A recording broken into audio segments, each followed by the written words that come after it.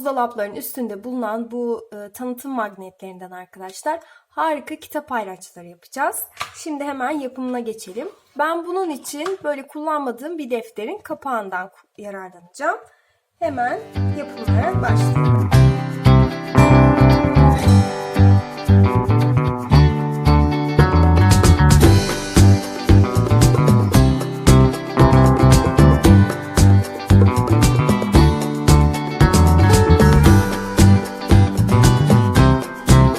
Arkadaşlar ayraçlarımızı süslemeye. Ben bir Blackpink'li yapacağım. Bir de Blackpink'ten sonra en sevdiğim kız grup olan Mamo'lu yapacağım arkadaşlar. Hemen bunların da yapımına geçelim.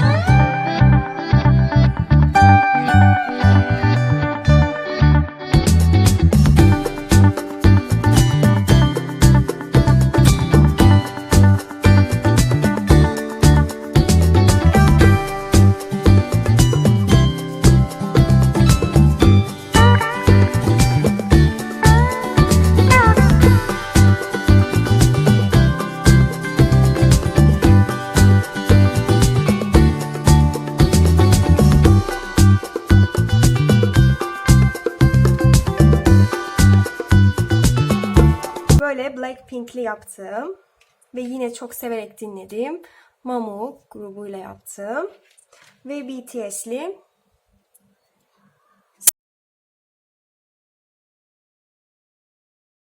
okula dönüş için arkadaşlar BTS'li defterler süslemiştim. Şöyle göstereyim. Yorumlarda bir tane arkadaşım benden acaba çıktı çıkarmadan nasıl yapabiliriz demişti. Şimdi ona çok pratik bir şekilde BTS'li nasıl defter süsleyebiliriz onu göstereceğim. BTS'in logosunu yapmak çok basit aslında. Önce iki tane şöyle bir dikdörtgen oluşturmamız gerekiyor. Eşit büyüklükte. Üst üste koyalım. Şimdi şuradan ve şuradan kesikler atacağız. Bir tanesi daha böyle sivri. Diğeri ise daha böyle küçük olacak. Üçgenlerden. Evet, biraz bu büyük oldu. Şöyle biraz daha inceltelim.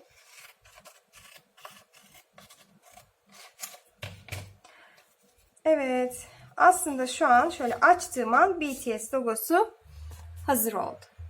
Gördüğünüz gibi direkt böyle büyük BTS'li bir defter süsleyebiliriz. Biraz daha küçültelim derseniz bunu. Çok büyük oldu bu.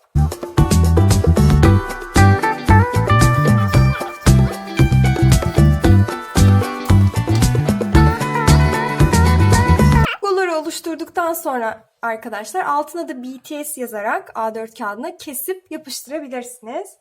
Ben onu hemen hızlıca çıktıdan aldım. Ama aynı şekilde dediğim gibi sadece logo da yapabilirsiniz. Şimdi bunların hepsini yapıştıralım.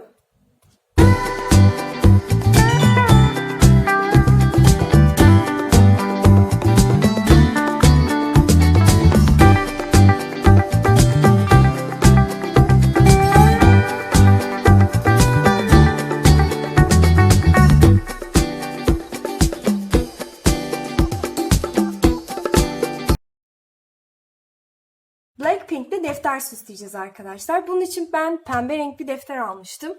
Elimde siyah kartonum var. Ve bir adet de Janie'nin fotoğrafını çıkardım. Şimdi hemen bunlarla başlayalım. Bu kısmını sanki böyle bir not alma yeri gibi yapacağız.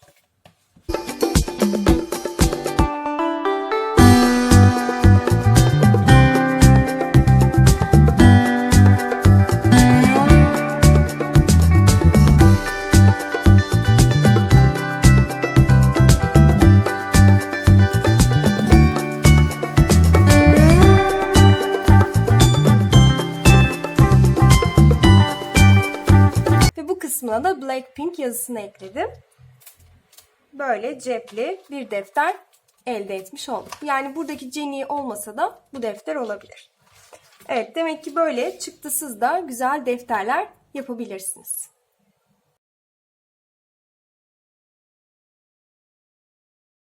Çok tatlı kalem arkasına süs yapacağız. Bunun için ben böyle bir kapaktan yararlanıyorum. Evet, çiziyorum. Ve çizdiğim yerlerden keseceğim. Sonra böyle bir parça elde ettim. Bir tane de böyle parça elde ediyorum. Şimdi bunu kalemin hizalayıp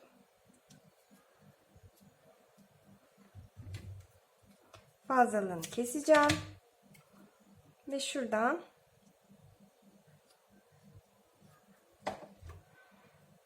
birleştiriyorum. Bunun üzerine de sevdiğim grubun ismini yazacağım. Ben buna NCT Dream yazacağım.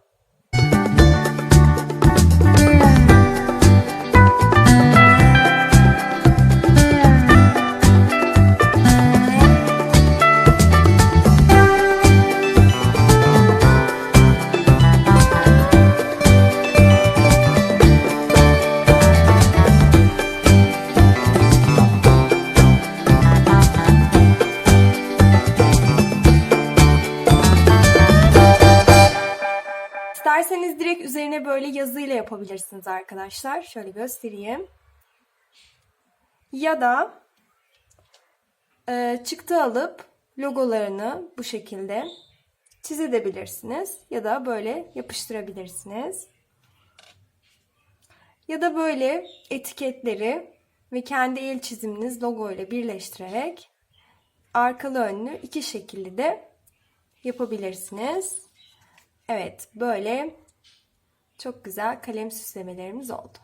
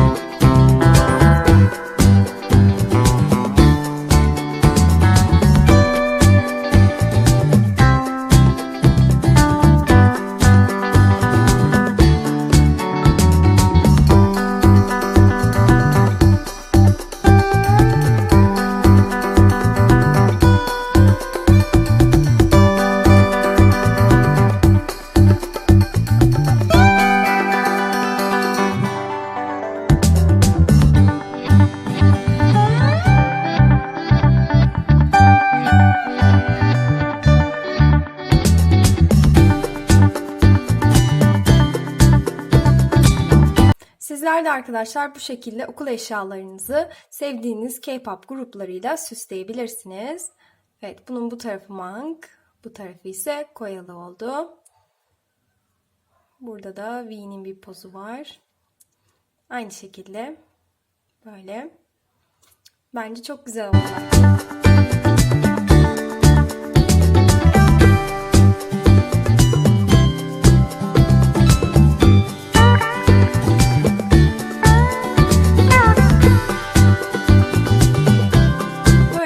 Kullanılmış defterlerinizin kapaklarından ders programı hazırlayacağız arkadaşlar.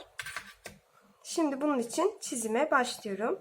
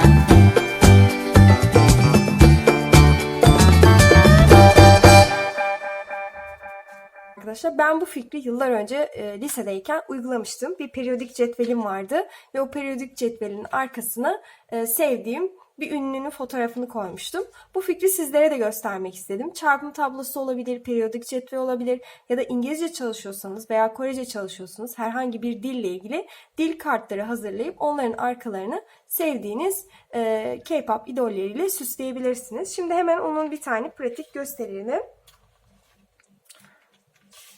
Şöyle yapıştırıyoruz. Bunun hizasında. Hemen direkt yapıştıralım hatta.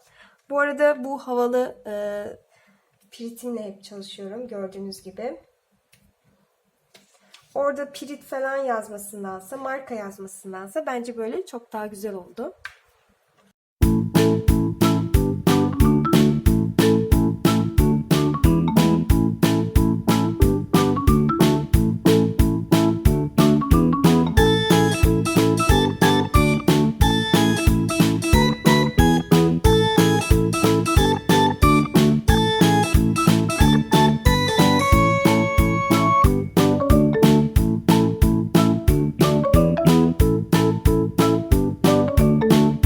Defterlerimizi süsleyecek etiketlerden yapacağız. Bunun için şöyle yağlı kağıtlar var biliyorsunuzdur.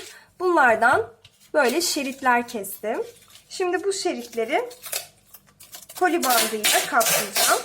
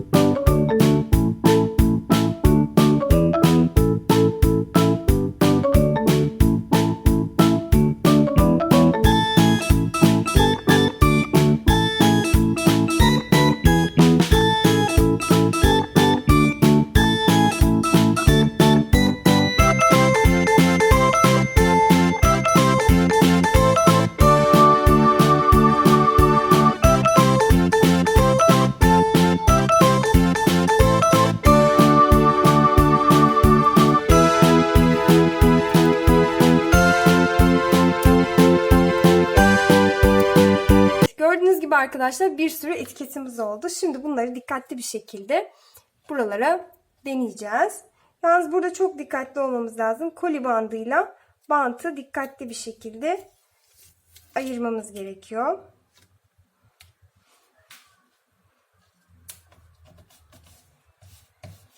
Evet, böyle etiketimiz oldu. Şimdi